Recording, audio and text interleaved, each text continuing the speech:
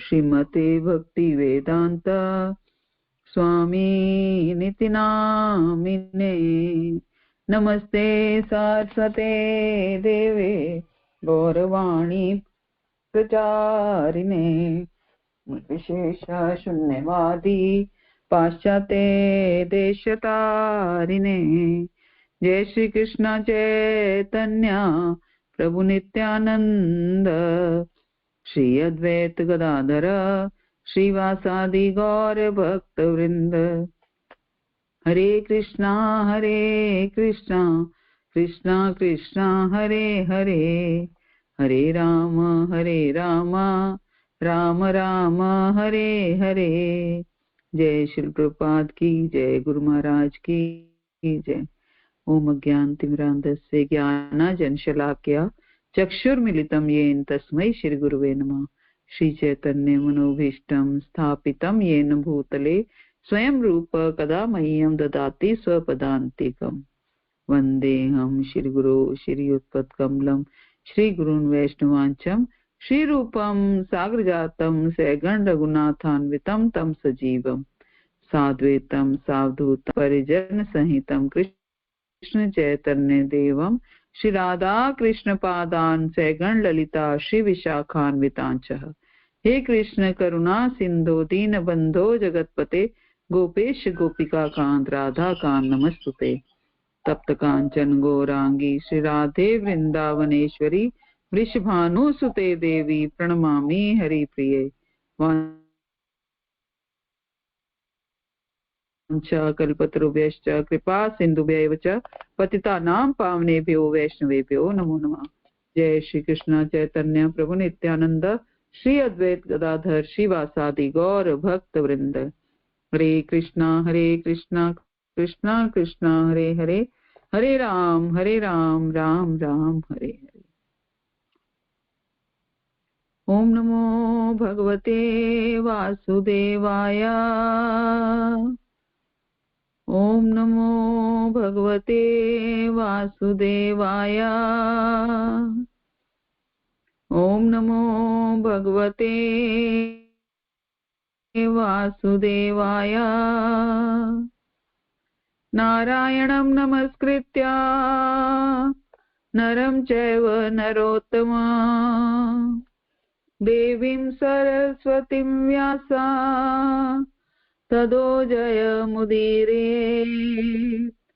नष्टप्रायेषु अभद्रेषु नित्यं भागवत भगवती उत्तम श्लोके भक्तिर्भवति नैष्ठिकी। ग्रंथ श्रीमद् भागवतम की जय। ग्रंथ श्रीमद् भागवतम स्कंद 1 अध्याय 9 श्लोक संख्या 42 से आज हम करेंगे। तो भीष्म देव की स्तुति चल रही है और इसमें भीष्म देव जो हैं भगवान की अलग अलग रूपों में ध्यान कर रहे हैं, देखना चाह रहे हैं। तो अब आज के 42वें श्लोक को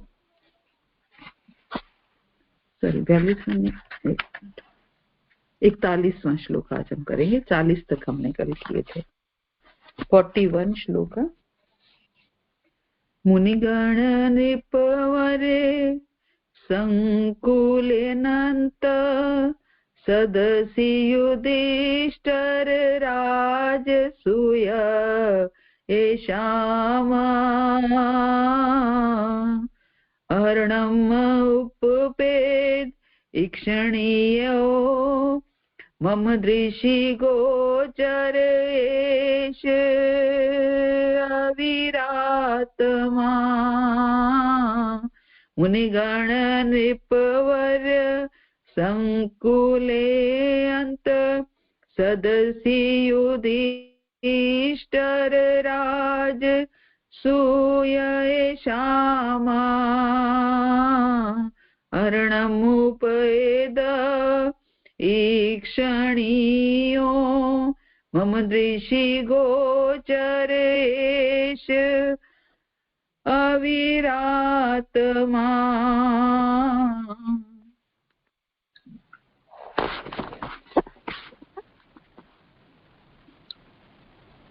भावार्थ और तात्पर्य श्री प्रभुपाद द्वारा। श्री प्रभुपाद की जय।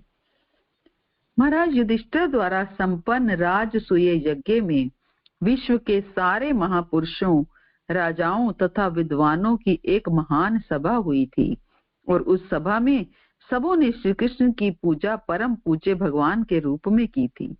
ये सब मेरी आंखों के सामने हुआ और मैंने इस घटना को याद रखा, जिससे मेरा मन भगवान में लगा रहे। क्या याद कर रहे हैं भीष्म पितामह?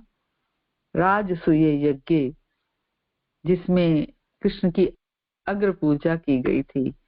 तो आज वो दृश्य, क्योंकि वो उनके सामने हुआ था, उनकी वो लीला को याद कर रहे हैं एक एक करके। पिछले श्लोक में क्या था?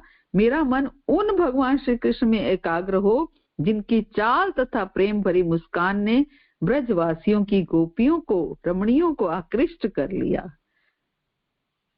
इस तरीके से अलग अलग, और आज राजसूय यज्ञ को याद कर रहे हैं भीष्म पितामह।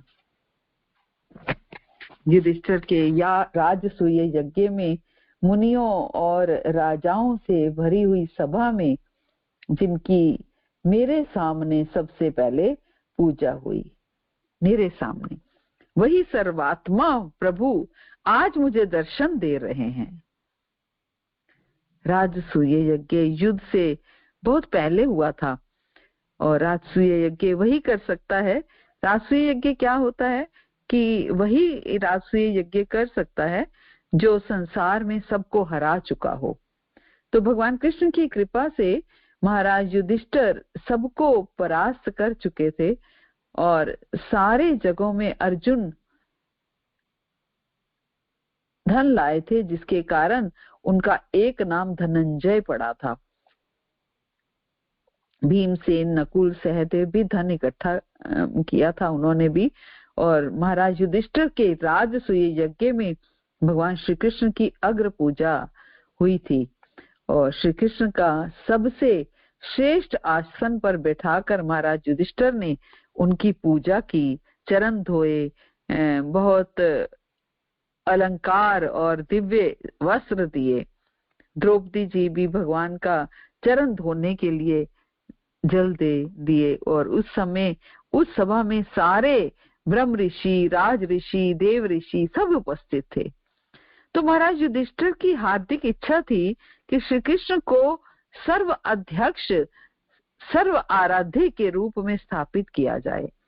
तो सारा जगत कृष्ण को सर्वश्रेष्ठ भगवान के रूप में जाने, ये उनकी इच्छा थी।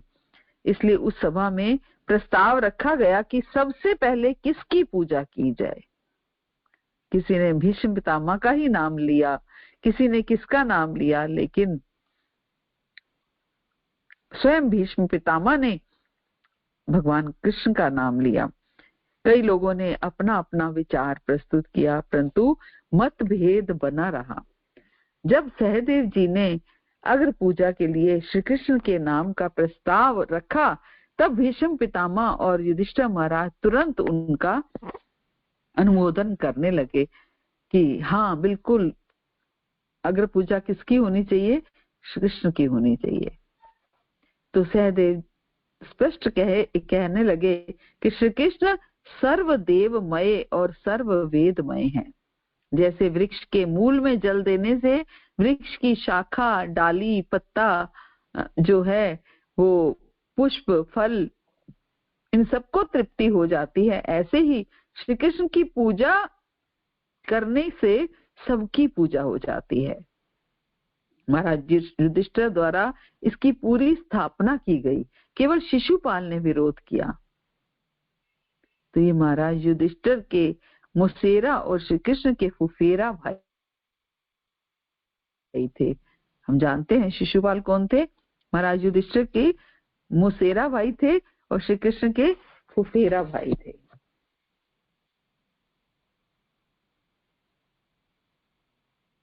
यानी कि कुंती महारानी, जो शिशुपाल था वो युधिष्ठिर के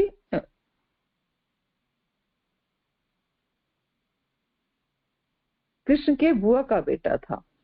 जैसे ये बुआ के बेटे थे वैसे वो भी बुआ के बेटा था, अलग दूसरी बुआ के जैसे। तो इस तरीके से दूसरी बुआ के बेटे थे और इस तरीके से वो लोग क्या हुए, आपस में मौसेरे भाई थे। तो महाराज युधिष्ठिर द्वारा इसकी पूरी स्थापना की गई थी। और हालांकि ये सब कजन ब्रदर्स थे, फिर भी कृष्ण पर बचपन से ही वो चिढ़ा हुआ रहता था शिशुपाल। और एक बार जी से विवाह करने के लिए बारात लेकर कुंडनपुर गया हुआ था, और तब तक रुक्मिणी जी का पत्र पाकर श्री कृष्ण वहां पहुंचकर रुक्मिणी का हरण कर लिया। इससे शिशुपाल कृष्ण पर बहुत चिढ़ा हुआ था। कंस शिशुपाल का मित्र था और उसके वध से भी दुखी था वो, इसलिए वे भरी सभा में कृष्ण की अग्र पूजा का वो विरोध उसने किया। भगवान उसके 100 अपराध को क्षमा, भगवान ने ये बोला कि इसके 100 अपराधों को क्षमा कर दूंगा, और अंत में अपने सुदर्शन चक्र से उसकी गर्दन काट दी। सर्वाध्यक्ष के रूप में सर्वश्रेष्ठ आसन पर बैठे हुए श्री भगवान बहुत सुंदर लग रहे थे। तभी सभी राज ऋषियों, सभी ब्रह्म ऋषियों, देव ऋषियों की पूजा स्वीकार कर रहे थे, और उस सभा में हर व्यक्ति की नजर श्री कृष्ण पर थी। श्रीधर स्वामी अपनी टीका में लिखते हैं कि भीष्म पितामह कहते हैं कि अहो में भाग्या मिति, अर्थात मेरा कितना बड़ा भाग्य है कि वही अंतर्यामी भगवान हमारे आंखों के सामने बैठे हैं, जिनकी सभी देवी देवताओं ने भी अग्र पूजा की, आज वही भगवान मेरे सामने बैठे हैं। जिनको लोग अव्यक्त निराकार कहते हैं क्योंकि उन्हें दिखाई नहीं देते हैं, वही भगवान अपने वास्तविक स्वरूप में मेरे सामने बैठे हैं।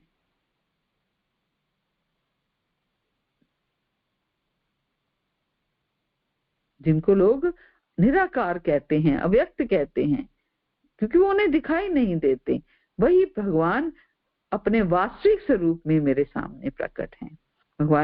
भगवान जो हैं भीष्म पितामह के सम्मुख बिल्कुल निकट ही ऊंचे आसन पर बैठ गए। श्री भगवान को घेर कर पांडव गण, ब्रह्म ऋषि, देव ऋषि और राज ऋषि भी बैठे थे। और भीष्म पितामह उसी चित्र का, उसी रूप का वर्णन कर रहे हैं, और उसी रूप को भीष्म पितामह देख रहे हैं, विजुअलाइज कर रहे हैं, और देख कर के प्रसन्न हो रहे हैं, और कह रहे हैं मेरा मन जो है वो इसी रूप में रमा रहे, मेरा मन इसी रूप में रमा रहे। आगे भीष्म पितामह कहते हैं तमिमहम अजमा शरीर भाजाम हृदि दिघिष्टिम आत्म कल्पितानां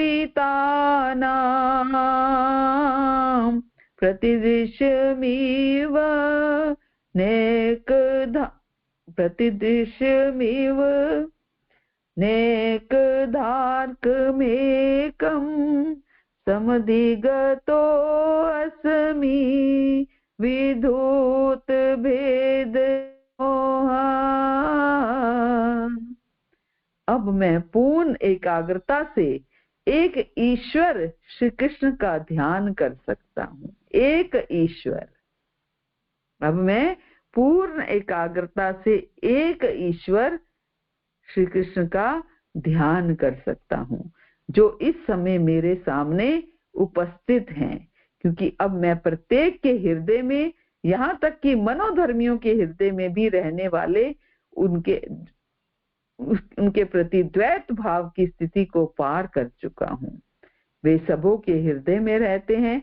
भले ही सूर्य को भिन्न भिन्न प्रकार से अनुभव किया जाए, किंतु सूर्य तो एक ही है।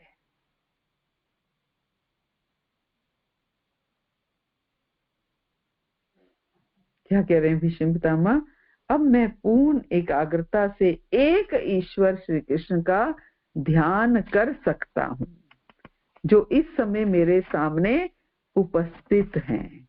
मैं इन्हीं ईश्वर का ध्यान कर सकता हूँ। क्यों? क्योंकि अब वो एक मेरे सामने उपस्थित हैं। क्योंकि अब मैं प्रत्येक के हृदय में, यहाँ तक कि मनोधर्मियों के हृदय में भी रहने वाले उनके प्रति द्वैत भाव की स्थिति को पार कर चुका हूँ।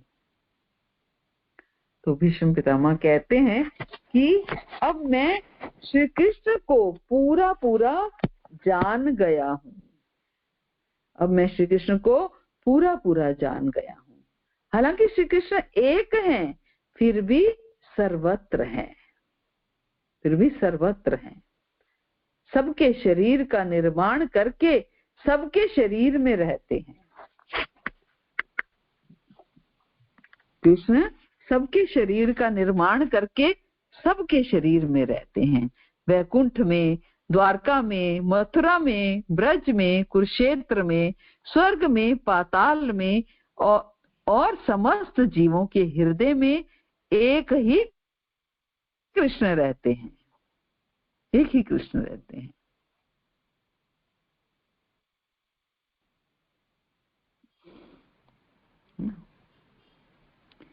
जैसे एक ही सूर्य अनेक जगहों पर दिखाई देते हैं, अगर कुछ घड़ों में पानी भर दिया जाए तो प्रत्येक घड़ों में सूर्य दिखाई देंगे।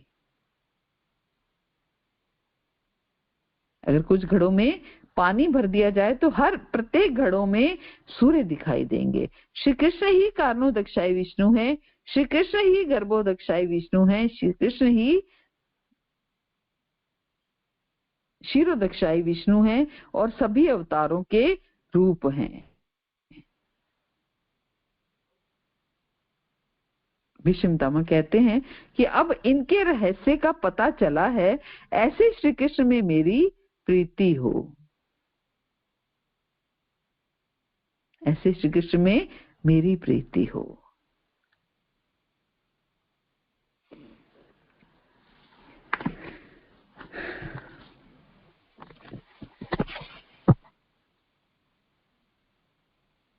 लेकिन हम कैसे एकाग्रता प्राप्त कर पाएंगे?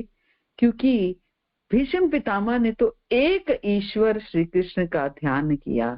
हम अपना पूरा जीवन में अपना एक ईश्वर ही डिसाइड नहीं कर पाते हैं, भटकते रहते हैं, कभी इधर कभी उधर, जिसने जो बताया उधर चल दिया, है ना। यहाँ से मन्नत पूरी होगी, यहाँ से इच्छा पूरी होगी, वहां चल दिया। एक ईश्वर पर स्थित होना तो ये बड़े सौभाग्य की बात है। जिसका मन एक ईश्वर में स्थित हो जाता है वो बहुत भाग्यशाली है। फिर जब मन एक ईश्वर में स्थित हो गया, फिर ये नहीं कि आज ये कष्ट आ गया, ये दुख आ गया तो मन दूसरे ईश्वर पर लेकर चला गया, है ना। फिर तो मन को थप्पड़ लगाना पड़ेगा। अगर मन दूसरे ईश्वर पे लेके जा रहा है तो मन को थप्पड़ लगाना पड़ेगा। तो एक ईश्वर में दृढ़ हो जाना, एक ईश्वर में स्थित हो जाना। तभी तो भगवान कहते हैं बहु नाम जन्म नामन्ते ज्ञानवान प्रबद्धते वासुदेवा सर्मिति स महात्मा सुदुर्लभा। ऐसा महात्मा बहुत दुर्लभ है। कैसा महात्मा? जो बहु नाम जन्म नामन्ते, कोटि कोटि जन्मों के बाद जो ये समझ पाया कि कृष्ण ही भगवान है। जिस जीवन में ये समझ में आ गया कि कृष्ण ही भगवान है तो भटकाव खत्म हो गया, भटकाव खत्म हो। फिर आपने क्या करना है? केवल अब दवाई खानी है। अभी तक तो रोग ही समझ में नहीं आ रहा था। जब रोग समझ में आ गया, बीमारी डायग्नोस हो गई, तो अब क्या है? अब तो ट्रीटमेंट ही होना है। लेकिन जब तक बीमारी डायग्नोस नहीं हुई तब तक समझ ही नहीं आ रहा कि करना क्या है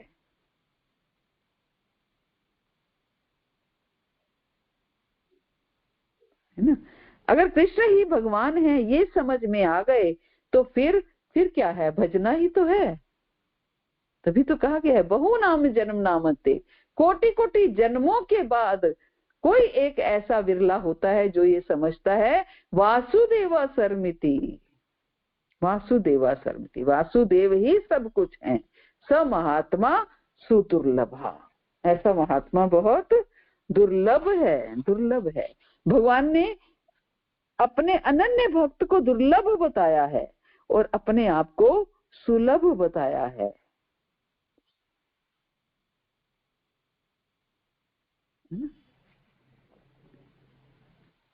अनन्य चेता सततम यो माम स्मरति नित्यशा तस्याहम सुलभ पार्थ नित्य युक्त से योगिना। अनन्य अनन्य तेषा अनन्य चेता सतत अनन्य चेता सततम यो माम स्मरति नित्यशा। अनन्य जो अनन्य चित्त से मेरा नित्य भजन करता है, अनन्य चेता सततम यो माम स्मरति नित्यशा तस्याहम सुलभ पार्थ। हे पार्थ, मैं उसको आसानी से प्राप्त हो जाता हूँ, उसके लिए मैं सुलभ हूँ। किसके लिए?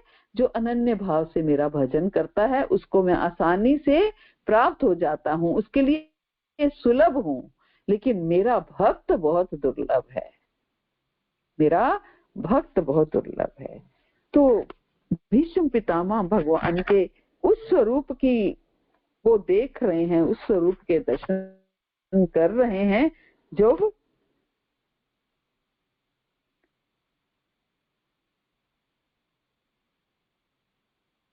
राजसूय यज्ञ में एकाग्रचित होकर, राजसूय यज्ञ में जब भगवान बैठे हैं, उनकी पूजा हो रही है, उस स्वरूप के दर्शन कर रहे हैं। और अब भीष्म पितामह कह रहे हैं कि अब मैं उन्हें समझ चुका हूं, अब मैं अपना केवल ध्यान श्री कृष्ण पर लगाना चाहता हूं।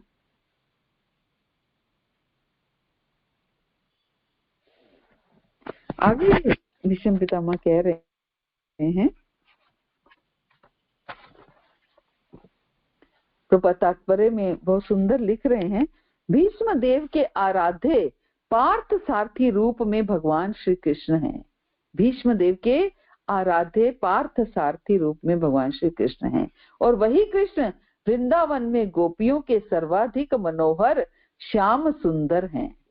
कभी कभी अल्पज्ञ अध्येता भूलवश ये सोचते हैं कि वृंदावन के कृष्ण और कुरुक्षेत्र युद्ध वाले कृष्ण अलग अलग व्यक्तित्व के हैं। कभी कभी कई लोग सोचते हैं कि वृंदावन के कृष्ण अलग हैं और कुरुक्षेत्र के युद्ध अलग हैं, क्योंकि व्यक्तित्व अलग है। कहाँ माखन चोरी, कहाँ रास रचयिता और कहाँ जाकर के गीता का ज्ञान देने वाले, है ना। तो व्यक्तित्व एकदम अलग है। लेकिन भीष्म देव के मन से ये भ्रांति पूरी तरह दूर हो चुकी है। यहाँ तक कि निर्विशेषवादियों के लक्ष्य निराकार ज्योति के रूप में कृष्ण ही हैं। हालांकि भीष्म पितामह को ये कंसेप्ट भी क्लियर हो गया है कि जो निराकार ज्योति है वो भी श्री कृष्ण ही है, और जो योगियों के लक्ष्य परमात्मा भी कृष्ण है।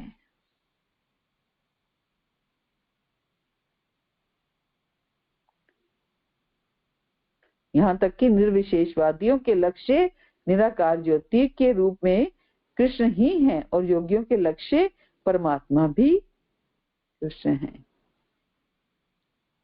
कृष्ण ब्रह्म ज्योति तथा अंतर्यामी परमात्मा दोनों ही हैं, लेकिन ब्रह्म ज्योति या परमात्मा में ना तो कृष्ण होते हैं और ना कृष्ण के मधुर संबंध। भगवान निराकार भी है, साकार भी है, लेकिन निराकार में भगवान के साथ हम कोई संबंध स्थापित नहीं कर सकते, हम कृष्ण से प्रेम नहीं कर सकते। अपने साकार रूप में कृष्ण पार्थ सारथी और वृंदावन के श्याम सुंदर दोनों ही हैं, लेकिन निराकार पक्ष में वे ना तो ब्रह्म ज्योति में है ना परमात्मा में।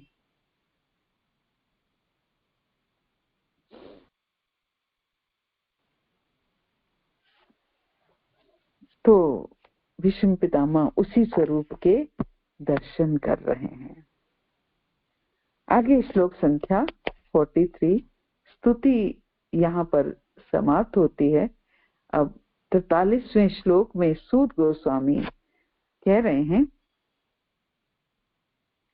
कृष्ण एवं भगवती मना वाक् दृष्टि वृत्ति भी आत्मनि आत्मानम् आवेशे स अंश्वासुपारमत्।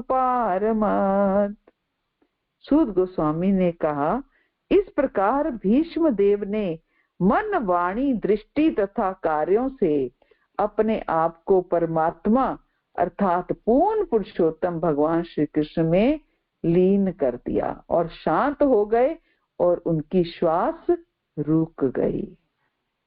क्या कह रहे हैं सूत गोस्वामी कि इस तरह भीष्म देव ने मन वाणी दृष्टि कार्यों से अपने आप को परमात्मा अर्थात पूर्ण पुरुषोत्तम भगवान श्री कृष्ण में लीन कर दिया और शांत हो गए और उनकी श्वास रुक गई।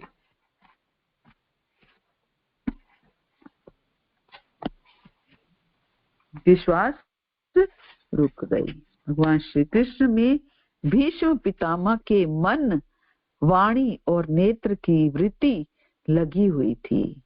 उनकी आंखें भगवान को देखने में आसक्त थी, मन चिंतन में और वाणी बोलने में आसक्त थी। कुछ लोग गलत प्रचार करते हैं कि भगवान सब जगह हैं, बस उनका ध्यान करना चाहिए। वास्तव में आंख खोलकर भगवान का दर्शन करना चाहिए। भगवान का मुकुट कैसा है, उनका पीतांबर कैसा है, उनके नूपुर कैसे हैं। भगवान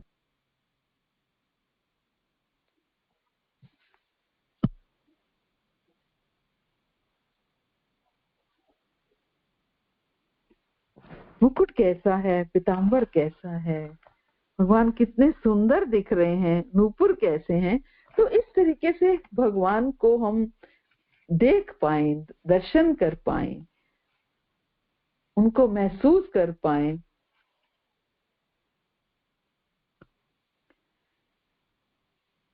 तिरछे हो खड़े नटवर,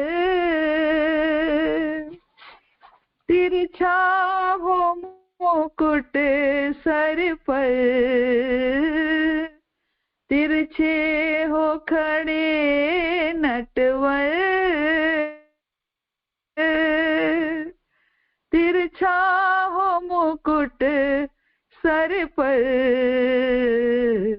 होठों पे धरे मुरली, घनश्याम तुम्हें देखूं, होठों पे धरे मुरली, घनश्याम तुम्हें देखूं, मधुबन की लताओं में घनश्याम तुम्हें देखूं, घनघोर घटाओं में घनश्याम तुम्हें देखूं, यमुना का किनारा हो, एक निर्मल धारा हो, यमुना का किनारा हो, एक निर्मल धारा हो, वहाँ रास रचाते हुए घनश्याम तुम्हें देखूं, वहाँ रास रचाते हुए घनश्याम तुम्हें देखूं, नैनों में समा जाओ, पलकों में छिपा लूं तुम्हें, नैनों में समा जाओ, पलकों में छिपा लूं तुम्हें, सो जाऊं तो सपनों में,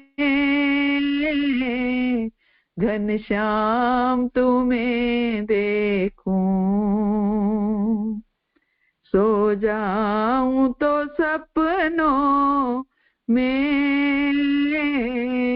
घनश्याम तुम्हें देखूं। मधुबन की लताओं में, घनश्याम तुम्हें देखूं। माखन की मटकी हो, संग ग्वालों की टोली हो। माखन की मटकी हो, संग ग्वालों की टोली हो। माखन को चुराए हुए, घनश्याम तुम्हें देखूं। माखन को चुराते हुए, घनश्याम तुम्हें देखूं। तो ये देखने की इच्छा हर भक्त में होनी चाहिए, और हर भक्त में होती है। तो कैसे हम ध्यान कैसे लगाएं कि ये इच्छा मन में रखेंगे तो ध्यान लगेगा। तो वास्तव में आंख खोल कर भगवान का दर्शन करना चाहिए। भगवान का मुकुट कैसा है, उनका पीतांबर कैसा है, उनके नूपुर कैसे हैं, भगवान कितने सुंदर हैं। जब भक्त जन भगवान के विग्रह को देखते हैं तो उनको प्रतिदिन नया नया अनुभव होता है। किसी किसी दिन देखा गया है कि अगर घर में कोई खुशी का दिन है तो लगता है कि भगवान भी हंस रहे हैं। अगर उस परिवार या समाज में कोई अप्रिय घटना हो गई है तो लगता है कि भगवान भी चिंतित हैं या भगवान भी अप्रसन्न है। कोई हास्य की बात हो रही है तो लगता है कि भगवान का विग्रह भी हंस रहा है। हमारी अर्चना को स्वीकार करने के लिए भगवान श्री विग्रह का रूप धारण करते हैं। शास्त्रों में उसे अर्चा अवतार कहा गया है। इस तरह से भगवान जीवों का कल्याण करते हैं। वाणी से भगवान का जप और कीर्तन करना चाहिए, मन से स्मरण करना चाहिए। भीष्म पितामह की मनोवृत्ति, वाग वृत्ति, दृष्टि वृत्ति, उनका मन, वाणी और दृष्टि सब भगवान में लगी हुई हैं। वे भगवान के मुख कमल पर अपलक आसक्ति से देख रहे थे, पना पलक झपकाए देख रहे हैं, निहार रहे हैं, उनके बारे में बोल रहे थे और मन से उनकी लीलाओं का और उनके रूप का चिंतन कर रहे थे, है ना। कभी गोपियों के साथ रास की चर्चा, कभी गोवर्धन लीला की चर्चा, कभी राजसूय यज्ञ की चर्चा, है ना। सारी लीलाओं को वो देख रहे हैं। भगवान श्री कृष्ण में स्वयं को युक्त करके भीष्म पितामह की सारी वृत्तियां ठप हो गई, अर्थात केवल कृष्ण में लग गई। अब सब तरफ से ध्यान हटाकर भगवान कृष्ण में लग गई। उनकी सांस भी बाहर नहीं आ रही थी और इस प्रकार श्वास अंदर रहते हुए ही उन्होंने अपना शरीर छोड़ दिया। भीष्म पितामह ने अपना शरीर छोड़ दिया। भीष्म पितामह की जय। आगे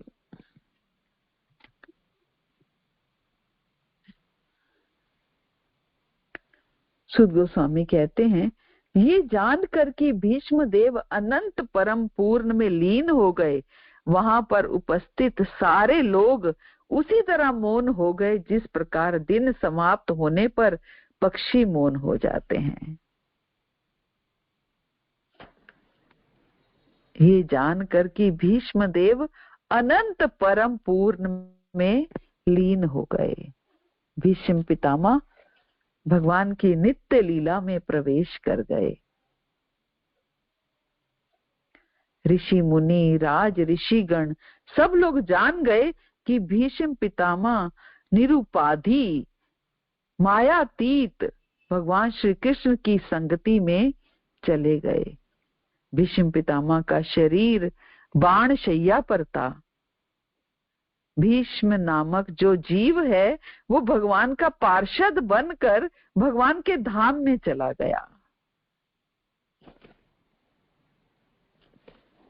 संपद्यमाना, संपद्यमाना का अर्थ क्या है? संपद्यमाना का अर्थ है कि भगवान की संगति प्राप्त की। ऐसा नहीं कहा गया है कि भगवान श्री कृष्ण में जाकर विलीन हो गए। क्या कहा गया है? भगवान की संगति प्राप्त की।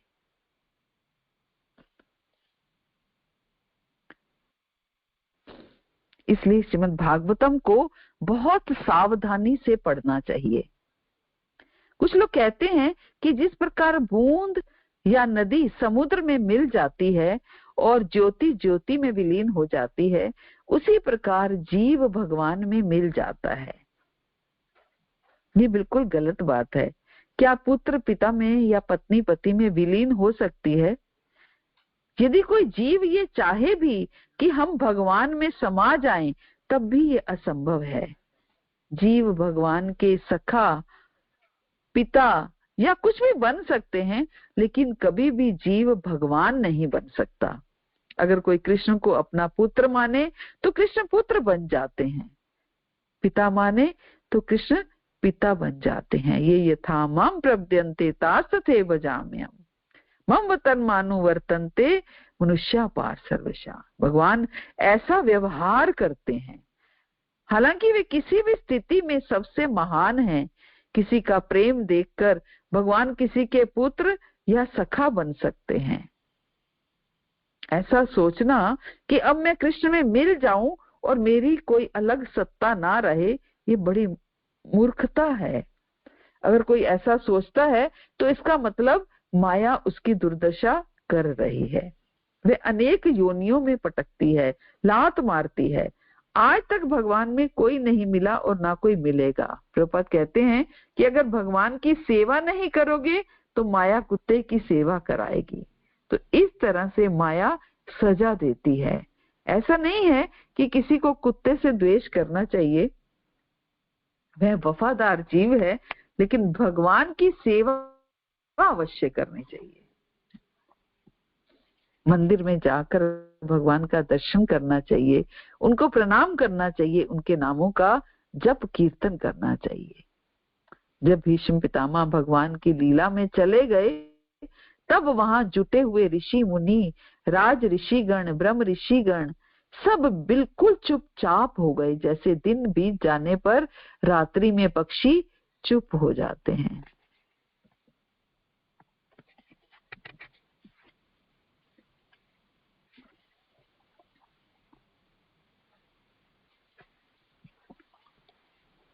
आगे 45वें श्लोक में सुध गोस्वामी कह रहे हैं, तत्पश्चात मनुष्यों तथा देवताओं ने सम्मान में नगाड़े बजाए।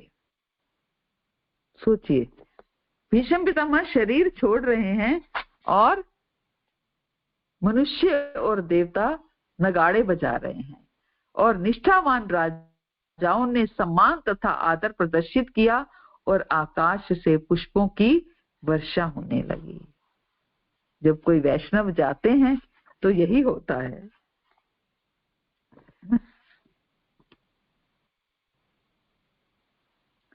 भीष्म पितामह ने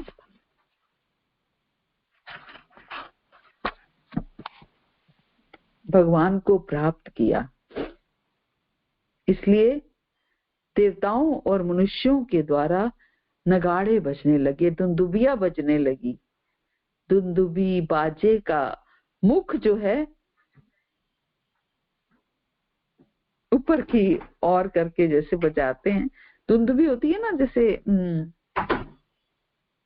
ऊपर से उसका मुख बड़ा होता है, चौड़ा होता है, नीचे से छोटा होता है।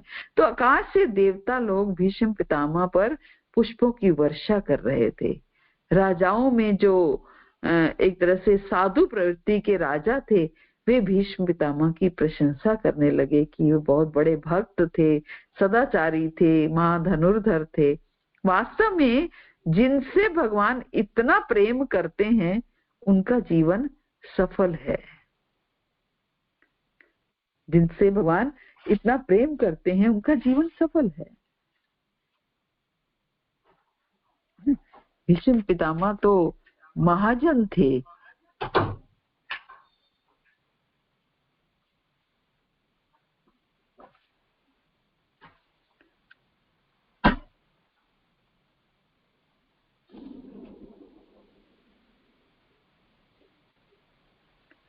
आगे सुख गोस्वामी कहते हैं, हे भृगुवंशी शौनक, भीष्म देव के मृत देह का दाह संस्कार संपन्न करने के बाद महाराज युधिष्ठिर क्षण भर के लिए शोकाविभूत हो गए।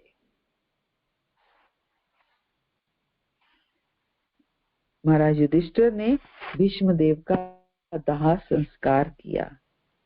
अब भीष्म देव जब भगवान की लीला में प्रवेश कर गए, तब युधिष्ठिर महाराज उनका अंत्येष्टि संस्कार कर रहे हैं। भीष्म पितामह का बहुत बड़ा सौभाग्य है कि बहुत बड़े वैष्णव राज ऋषि ने उनका दाह संस्कार किया। भीष्म पितामह पूर्ण मुक्त भगवत पार्षद हैं, फिर भी लौकिक क्रिया की गई। इतने बड़े वैष्णव महाजन, लेकिन फिर भी लौकिक क्रिया की गई। हालांकि युधिष्ठिर महाराज जानते थे कि भीष्म पितामह भगवान की लीला में प्रवेश किया है उन्होंने, फिर भी संग छूटने पर कुछ देर के लिए शोक में डूब गए। इसका अर्थ क्या है? कोई कितनी भी उम्र में जाए, है ना, किसी भी अवस्था में जाए, लेकिन जाने वाले का दुख तो होता ही है ना। हालांकि जानते हैं कि वो नित्य लीला प्रवेश किए हैं, भगवान के धाम में गए हैं, लेकिन फिर भी थोड़ी देर के लिए ही सही, कुछ देर के लिए वो शोक में डूब गए। इसलिए अगर कोई व्यक्ति इस भौतिक जगत को छोड़कर जाता है, वैष्णव जाते हैं, हम लोग कीर्तन करते हैं, लेकिन फिर भी एक शोक होता है, एक दुख होता है कि हमें छोड़कर चले गए, हमसे उनका संग छूट गया, है ना। तो ऐसे ही भीष्म पितामह के जाने पर युधिष्ठिर महाराज जो है वो शोक में है। आगे सुख गोस्वामी कह रहे हैं, तब समस्त मुनियों ने वहां पर उपस्थित भगवान श्री कृष्ण का यशोगान गुह्य वैदिक मंत्रों से किया। वे भगवान कृष्ण को सदा के लिए अपने हृदय में धारण करके अपने अपने आश्रमों को लौट गए। तब समस्त मुनियों ने वहां पर उपस्थित भगवान श्री कृष्ण का यशोगान गुह्य वैदिक मंत्रों से किया। समस्त मुनिगण भीष्म पितामह के लीला प्रवेश को देखकर बहुत प्रसन्न हुए। उनमें उत्साह बढ़ा कि यदि हम भी भीष्म पितामह जैसा भजन करेंगे तो भगवान श्री कृष्ण के पास जाएंगे। सभी ने बहुत प्रशंसा की और कीर्तन होने लगा, और इस तरह से अनेक गुह्य नामों द्वारा वे भगवत गुण कीर्तन करने लगे। गुह्य नाम का अर्थ क्या है? गुह्य नाम का अर्थ गुप्त नाम नहीं है जिसका कोई पता ही नहीं है। गुह्य नाम का अर्थ है कि परम रहस्यमय भगवान की महिमा, उनके तेज, उनके वैभव को बताने वाले नाम, जैसे गिरधारी, कृष्ण, गोविंद, माधव, मधुसूदन, हरि, वासुदेव, राम, रघुपति। तो इन सब नामों में उनकी लीलाएं छिपी हुई हैं, और सबसे गोपनीय नाम है कृष्ण।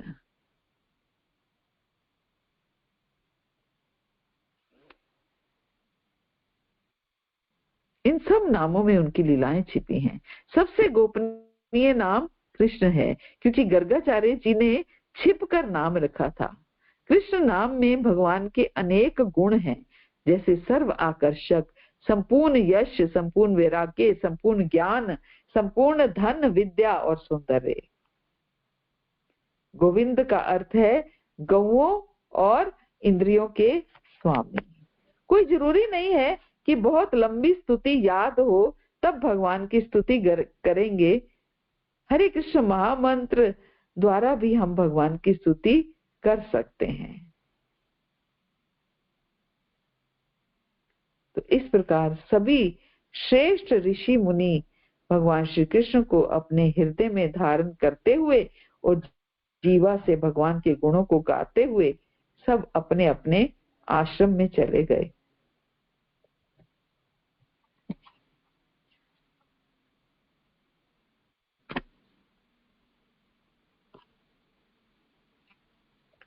तत्पश्चात महाराज युधिष्ठिर भगवान श्री कृष्ण के साथ तुरंत ही अपनी राजधानी हस्तिनापुर गए और वहां पर अपने ताऊ धृतराष्ट्र तथा अपनी ताई तपस्विनी गंधारी को ठाठस बधाया।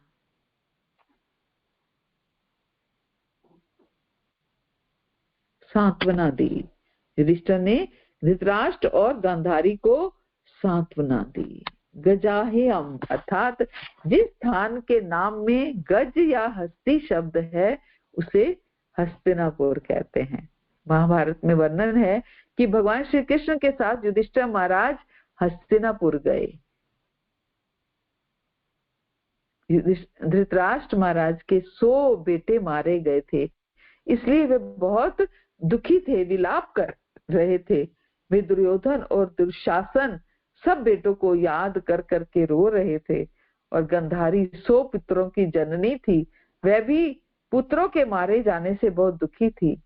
तो युधिष्ठिर महाराज ने उनको सांत्वना दी, कई प्रकार से उनको समझाया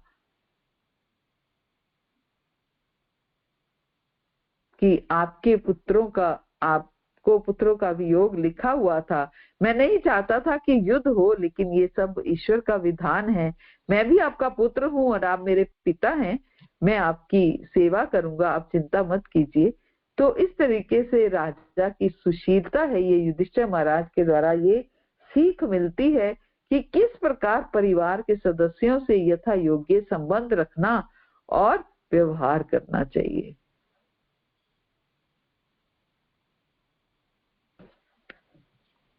और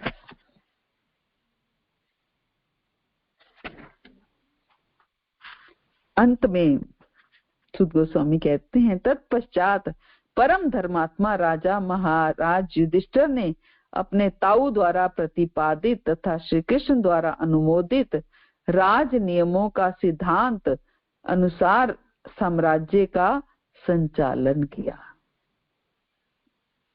महाराज युधिष्ठिर से सांत्वना प्राप्त करने के बाद स्वयं धृतराष्ट्र महाराज कहने लगे कि हे युधिष्ठिर, प्रजा इस समय अनाथ है और तुम योग्य शासक हो, इसलिए तुम राजा बनो और प्रजा का पालन करो। भगवान वासुदेव भी इस बात का अनुमोदन करने लगे और इस प्रकार धृतराष्ट्र महाराज, भीष्म पितामह और भगवान के समझाने से युधिष्ठिर महाराज परंपरा से प्राप्त राज्य को उन्होंने स्वीकार किया और प्रजा का पालन करने लगे। युधिष्ठिर महाराज धर्म पूर्वक राज्य करते थे और धर्म का उल्लंघन कभी नहीं किया। उन्होंने राजा के वास्तविक कर्तव्यों का पालन किया। श्री रामचरितमानस में कहा गया है, जासु राज प्रिय प्रजा दुखारी, सो निपु अवसी नरक अधिकारी। जासु राज प्रिय प्रजा दुखारी, सो निपु अवसी नरक अधिकारी। जिस राजा के राज्य में प्रजा दुखी हो तो वे राजा निश्चित ही नरक में गिरता है। प्रजा का अर्थ क्या है? प्रजा का अर्थ केवल मनुष्य नहीं है, पशु पक्षी भी प्रजा ही हैं। जिसके राज्य में गौओं की हत्या होती है, स्त्रियों की सुरक्षा नहीं है, बच्चों के विकास पर ध्यान नहीं है, वह राजा निश्चित ही अधोगति को प्राप्त करता है। तो युधिष्ठिर महाराज इतना सुंदर राज्य किया उन्होंने कि उनके राज्य की तुलना राम राज्य से की जाती है। तो इस संसार में दो राज्य हुए हैं, राम राज्य और कृष्ण राज्य। महाराज युधिष्ठिर का राज्य ही कृष्ण राज्य था। सब नर करहि परस्पर प्रीति, चलहिं स्वधर्मा निरत श्रुति नीति। किसी की भी मति अंधकार से अधर्म में नहीं थी।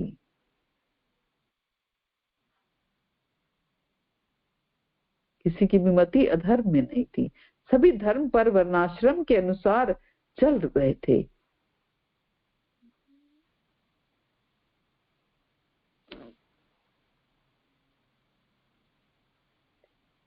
गौएं प्रचुर मात्रा में दूध देती थी, पेड़ पौधों में बहुत फल फूल लगते थे और प्रचुर मात्रा में अनाज उत्पन्न होता था। सारी जनता सुखी थी, लौकिक दृष्टि से भी सब समृद्ध थे। सबकी मति भगवान में लगी हुई थी और सब भगवान की भक्ति करते थे। तो इस प्रकार युधिष्ठिर महाराज बहुत सुंदर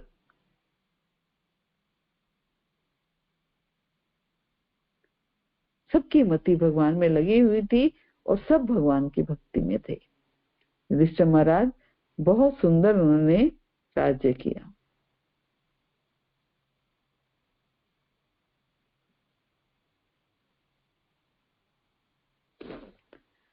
हरे कृष्ण। श्रील प्रभुपाद की जय, गुरु महाराज की जय। इस प्रकार श्रीमद् भागवत के प्रथम स्कंद के अंतर्गत भगवान कृष्ण की उपस्थिति में भीष्म देव का देह त्याग, ये अध्याय हमने आज संपूर्ण किया। हरे कृष्णा।